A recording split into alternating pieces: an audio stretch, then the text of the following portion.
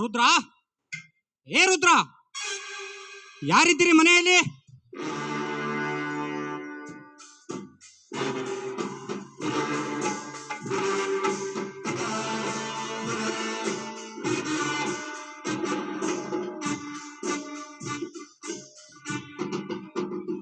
ಯಾರವರು? ಓಹೋ, ನೀನಾ?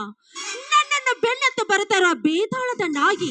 ಬೆಂಗಳೂರು ಕಾಲೇಜಿನಲ್ಲಿ ಬೆನ್ನು ಹತ್ತದು ಅಲ್ಲದೆ ಇಲ್ಲಿಗೂ ಕೂಡ ಬೆನ್ನತ್ತಿ ಬಂದಿದೆಯಲ್ಲ.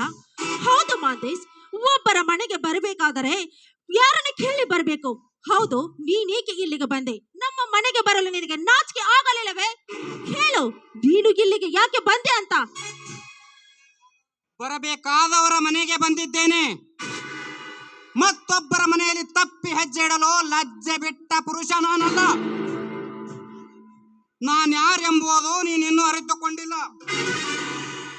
ಅರಿತುಕೊಂಡಿದ್ದರೆ ನಾನು ಬರುವ ಮುನ್ನವೇ ಹೂವಿನ ಹಾಸಿಗೆ ರೆಡಿ ಮಾಡಿ ನನ್ನನ್ನು ಬಾಗಿಲಲ್ಲಿ ನಿಂತು ಸ್ವಾಗತ ಮಾಡಿಕೊಳ್ಳುತ್ತಿದ್ದೆ. ಅದನ್ನು ತಿಳಿಯಲಾರದು ಇನ್ನೂ ನಿನ್ನ ದುರ್ದೈವ. ಹೌದಾ, ನೀನೇಕೆ ಇಲ್ಲಿಗೆ ಬಂದೆ? ನಿನಗೆ ಏನಾಗಬೇಕಾಗಿತ್ತು? ಹೌದು, ನೀನೇಕೆ ಇಲ್ಲಿಗೆ ಬಂದೆ ಹೇಳು. ಬರಬೇಕಾದವರ ಮನೆಗೆ ಬಂದಿದ್ದೇನೆ. ಬರಬೇಕೆಂದು ಬಯಸಿ ಬಂದವನು ನಾನಲ್ಲ. ಬರುವ ಅವಶ್ಯಕತೆ ತಂದುಕೊಂಡವನು ನಿನ್ನ ತಂದೆ. ಅಂದರೆ ನಾನು ಈ ಊರಿನ ಅಗರ್ಭ ಶ್ರೀಮಂತ, ಸೊತ್ತು 40 ಹಳ್ಳಿಗೆ ಸರ್ದಾರ, ಅಗರ್ಭ ಶ್ರೀಮಂತ, ಧನ್ರಾಜ್ ದಣಿಯ ಏಕೈಕ ಸುಪುತ್ರ ಮಹಾಂತೇಶ್ ದಣಿ ನಾನೇ. ಏನು, ನೀನು ನಮ್ಮೂರಿನ ಧನರಾಜನ ಮಗನ? ಹೌದು, ಯಾಕೆ?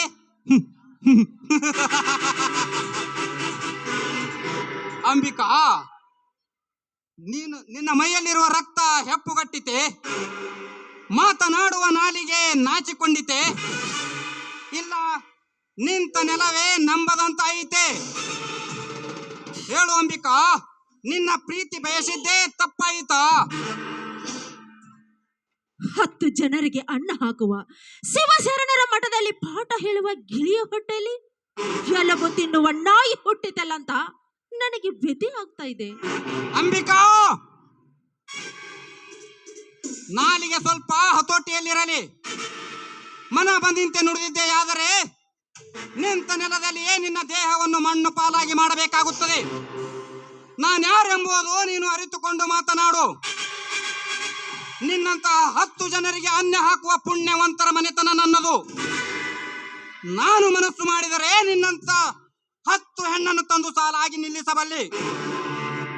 ಆ ಶಕ್ತಿ ನನ್ನಲ್ಲಿ ಉಂಟು. ಆದರೆ ನಿನ್ನನ್ನೇ ಕಟ್ಟಿಕೊಳ್ಳಬೇಕೆಂಬ ಹಂಬಲ ನನ್ನ ಮನದಲ್ಲಿ ತುಂಬಿಕೊಂಡು ನಿಂತಿದೆ. ಯಾಕೆ, ನಾನು ಅಷ್ಟೊಂದು ರೂಪವತಿ ಇರುವೇನೆ? ಅಂಬಿಕಾ, ನಿನ್ನ ರೂಪ ಲಾವಣ್ಯ ನನ್ನನ್ನು ಹುಚ್ಚನನ್ನಾಗಿ ಮಾಡಿಬಿಟ್ಟಿದೆ. ಅಂಬಿಕಾ, ಹುಚ್ಚನನ್ನಾಗಿ ಮಾಡಿಬಿಟ್ಟಿದೆ. ನಿನ್ನ ಯೌವನದ ಹೊಳೆಯಲ್ಲಿ ಅಂಬಿಗನಾಗಿ ಈಸಬೇಕೆಂಬ ಹಂಬಲ ನನ್ನ ಮನದಲ್ಲಿ ತುಂಬಿ ನಿಂತಿದೆ. ನಿನ್ನ ಪ್ರೀತಿಯ ಅರಮನೆಯಲ್ಲಿ ಮಹಾರಾಜನಾಗಿ ಮೆರೆಬೇಕೆಂಬ ಹುಚ್ಚುತನ ನನ್ನ ಮನದಲ್ಲಿ ಕಿಚ್ಚಾಗಿ ಕಾಡ ಹತ್ತಿದೆ. ನಾನೆಷ್ಟೇ ನನ್ನ ಮನಕ್ಕೆ ತಿಳಿ ಹೇಳಿದರೂ ನಿತ್ಯ ಹೆಚ್ಚಾಗುತ್ತಿದೆ ನಿನ್ನ ಅಂದ ಚಂದದ ಹೆಬ್ಬಯಕೆ.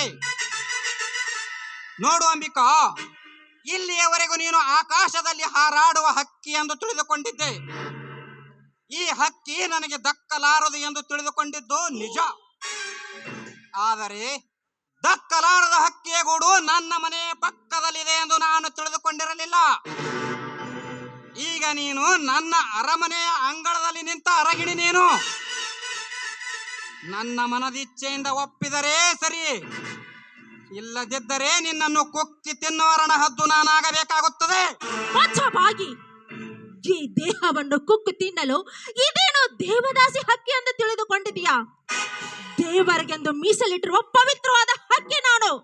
ಮಿಸ್ಟರ್ ಮಾಂತೇಶ್, ಒಂದು ಹೆಣ್ಣನ್ನು ಬಲವಂತದಿಂದ ಅತ್ಯಾಚಾರಗೊಳಿಸಿದರೆ ಉಪ್ಪಿಲ್ಲದ ಅಡಿಗೆಯನ್ನು ಉಂಡಂತೆ. ಪ್ರೀತಿಗೆಂದ ಬಯಸಿ ಬರೋದ್ರ ಹೆಣ್ಣು ಸೇದು ಬಾವಿಯಲ್ಲಿ ನೋಡಿ ನಾಗಿ ಸಂತೋಷ ಪಟ್ಟಂತೆ. ನೋಡು, ಈ ನಿನ್ನ ಹಠವು ಸರಿಯಲ್ಲ. ಈ ಹಠ ಮಾಡದೆ ಸುಮ್ಮನೆ ಹೊರಟು ಹೋಗು. ಇರದೆ ಹೋದರೆ ಈ ನಿನ್ನ ಸಾವು ನನ್ನ ಕೈಯಿಂದ ಖಚಿತ. ಲೇ ಅಂಬಿಕಾ, ಬಾಯಿಗೆ ಬಂದಂತೆ ಬೊಗಳುತ್ತಿದ್ದೆ, ಆದರೆ ನನ್ನ ಕೋಪದ ಪಿತ್ತ ನೆತ್ತಿಗೇರುವುದು. ನೀನಷ್ಟೇ ಉಪದೇಶ ಹೇಳಿದರೂ ಅವು ನನ್ನ ಹೃದಯದಲ್ಲಿ ಭದ್ರವಾಗಿ ನಿಲ್ಲಲಾರವು. ಈ ಮಾಂತೇಶನಿಗೆ ಗೊತ್ತಿರುವುದು ಒಂದೇ, ಒಲಿದು ಬರಲಾರದ ಹೆಣ್ಣನ್ನು ಬೆನ್ನು ಹತ್ತುವುದಿದ್ದರೆ ಓಡುವ ಜಿಂಕೆಯನ್ನೇ ಭೇಟಿಯಾಡಿದಷ್ಟು ಸಂತೋಷ ನನ್ನ ಪಾಲಿಗೆ. ಪ್ರೀತಿ ಇಲ್ಲದ ಹೆಣ್ಣನ್ನು ಭೋಗಿಸುವುದಿದ್ದರೆ ಅಮೃತವನ್ನು ಉಂಡಂತೆ ಸಂತೋಷ ನನ್ನ ಪಾಲಿಗೆ. ಮನಸ್ಸಿಲ್ಲದ ಹೆಣ್ಣನ್ನು ಮದುವೆಯಾಗುವುದಾದರೆ ಹಠ ಮಾಡುವ ಕುದುರೆಯನ್ನು ತಂದು ನನ್ನ ರಥಕ್ಕೆ ಕಟ್ಟಿ ಚಾಟಿಯಿಂದ ಹೊಡೆದು ಸವಾರಿ ಮಾಡಿದಷ್ಟೇ ಸಂತೋಷ ನನ್ನ ಪಾಲಿಗೆ. ನೋಡು ಅಂಬಿಕಾ, ಮಾತು ಮುಂದುವರೆದಂತೆ ವೈರತ್ವ ಹುಟ್ಟುತ್ತದೆ. ವೈರತ್ವ ಬೆಳೆದಂತೆ ವಿರಸ ಹುಟ್ಟುತ್ತದೆ. ವಿರಸ ಹುಟ್ಟಿದಂತೆ ಸರ್ವನಾಶಕ್ಕೆ ಮೂಲವಾಗುತ್ತದೆ. ಇಲ್ಲಿ ಸರ್ವನಾಶವಾದರೆ ಯಾರಿಗೂ ಉಪಯೋಗವಿಲ್ಲ. ಈ ಸಮಯ ನಾವಿಬ್ಬರು ಸರಸವಾಡುವ ಸಮಯವೆಂದು ನಿನಗೆ ಎಚ್ಚರಿಕೆ ಕೊಡ್ತಾ ಇದ್ದೇನೆ. ಮಾಂತೇಶ್, ನಾನು ನಿನಗೊಂದು ಮಾತನ್ನು ಕೇಳ್ತಾ ಇದ್ದೇನೆ. ನೀನು ಖಂಡಿತವಾಗ್ಲು ನನ್ನ ಮಾತಿಗೆ ಉತ್ತರ ಕೊಡುವೆಯಾ?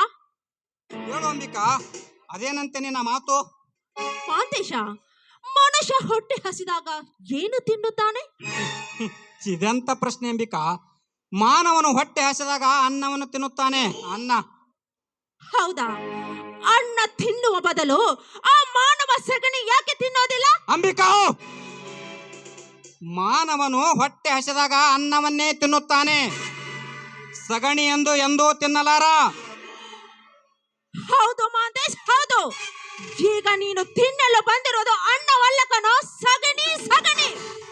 ಯಾಕೆ ಗೊತ್ತಾ? ಆ ಬ್ರಹ್ಮ ಒಂದು ಗಂಡಿಗೆ ಒಂದು ಹೆಣ್ಣನ್ನು ಸೃಷ್ಟಿ ಮಾಡಿರುತ್ತಾನೆ. ಆದರೆ ಯಾವುದೇ ಕಾರಣಕ್ಕೂ ಬಲವಂತದಿಂದ ಒಂದು ಹೆಣ್ಣನ್ನು ಬಲವಂತದಿಂದ ಅತ್ಯಾಚಾರಗೊಳಿಸ್ತೀನಿ ಅಂತ ಹೇಳ್ತಾ ಇದೆಯಲ್ಲ, ಅತ್ಯಾಚಾರಗೊಳ್ಳುವ ಹೆಣ್ಣು ನೀನು ಬಲವಂತದಿಂದ ಅಲ್ಲ, ಒಪ್ಪಿಲ್ಲದ ಅಡುಗೆಯನ್ನು ಊಟ ಮಾಡಿದಂತೆ. ಬೇಡ ಮಾಂತೇಶ್, ಬೇಡ. ಹಠ ಮಾಡಿ ಇಲ್ಲಿನ ಘಟವನ್ನು ನನ್ನ ಕೈಯಿಂದ ಕಳೆದುಕೊಳ್ಳಬೇಡ. ಸುಮ್ಮನೆ ಹೊರಟು ಹೋಗು. ಸಾಕು ಮಾಡು ನಿನ್ನ ವೇದಾಂತವನ್ನು. ನಿನ್ನ ತತ್ವಗಳನ್ನು ಕೇಳಲು ನಾನು ಇಲ್ಲಿಗೆ ಬಂದಿಲ್ಲ. ಇವತ್ತು ಎರಡರಲ್ಲಿ ಒಂದು ನಿರ್ಧಾರ ಮಾಡಿಕೊಂಡೇ ಬಂದಿದ್ದೇನೆ.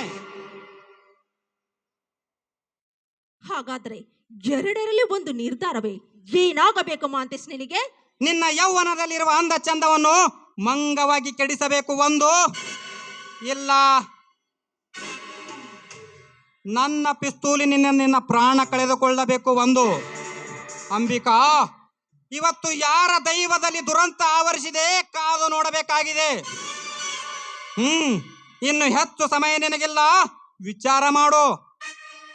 ಜೀವನ ಒಂದು ನಿರ್ಧಾರವೇ ಮಾಡಿಕೊಂಡು ಬಂದಂತೆ ಕಾಣುತ್ತದೆ.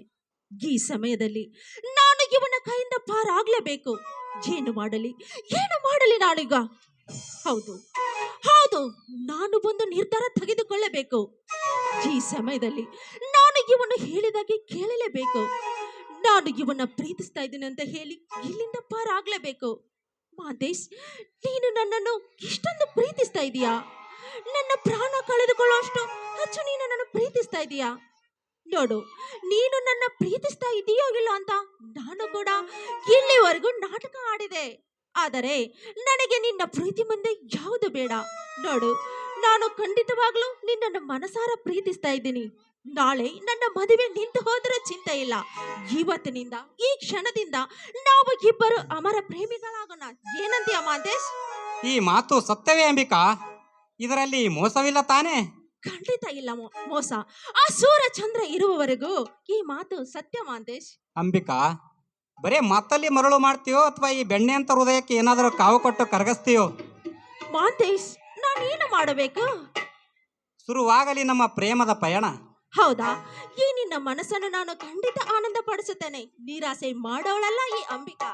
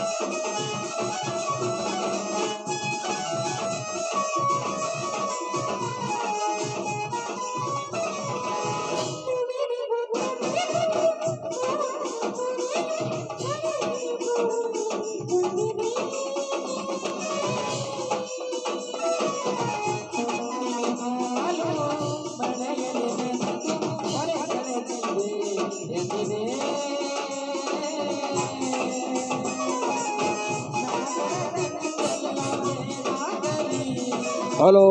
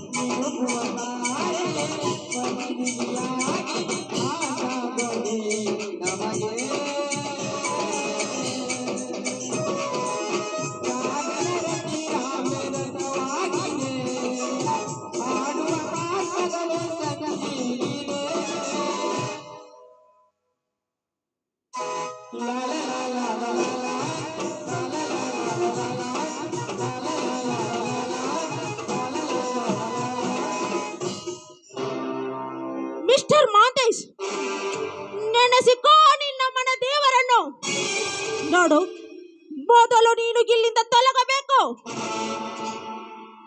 ಗಿರದೆ ಹೋದರೆ ಈ ನನ್ನ ಕೈಯಲ್ಲೇ ನಿನ್ನ ಪ್ರಾಣ ಹೋಗುವುದು. ನೀನು ಇಲ್ಲಿಂದ ಹೊರಟು ಹೋಗುವೆಯೋ ಅಥವಾ ನನ್ನ ಕೈಯಿಂದ ನಿನ್ನ ಪ್ರಾಣ ಕಳೆದುಕೊಳ್ಳುವೆಯೋ? ಹೇಳು ಮಾಂತೇಶ್, ಹೇಳು. ತೊಲಗು, ಇಲ್ಲಿಂದ ತೊಲಗು. ಹೊರಟು ಹೋಗುತ್ತೇನೆ ಅಂಬಿಕಾ. ಗುಂಡು ಹಾರಿಸಬೇಡ ಅಂಬಿಕಾ. ಹೊರಟು ಹೋಗುತ್ತೇನೆ, ಹೊರಟು ಹೋಗುತ್ತೇನೆ ಅಂಬಿಕಾ. ಯಾರಲ್ಲಿ?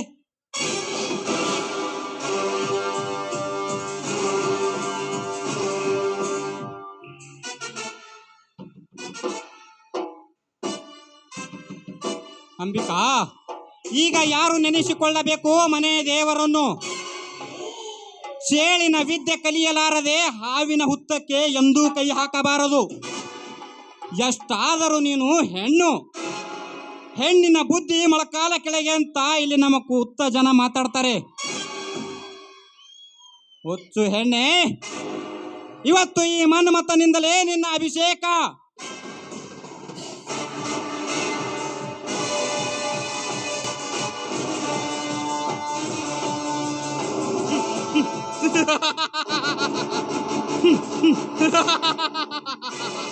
ಅಂಬಿಕಾ, ಇವತ್ತು ಈ ಮನ್ಮಥನಿಂದಲೇ ನಿನ್ನ ಅಭಿಷೇಕ.